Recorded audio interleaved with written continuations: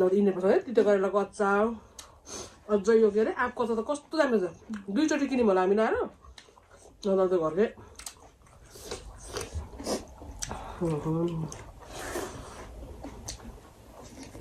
के सर्ट भयो होला सागमा त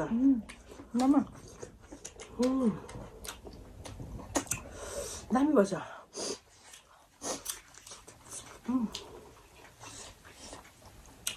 यो पोर्क पनि फेरि 3 पिसवाला क्या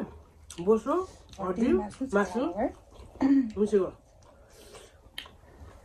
मेरो काली जयको फेभरेट हो नि साग मासु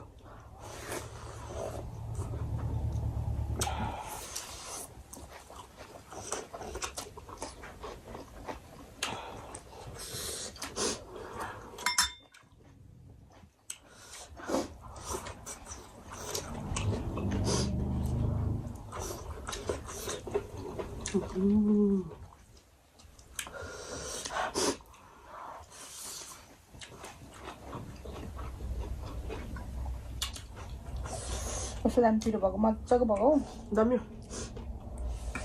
फेरि हाम्रो चाहिँ बानी कस्तो छ भने एकदम नराम्रो क्या दाल दिनदिनै खाएपछि अनि अझ दिनदिनै पिसेर खाएपछि भने न्याक्नेकी हुन्छ मन पर्दैन टमाटर गाजर खाउ नै नराख्ने आसु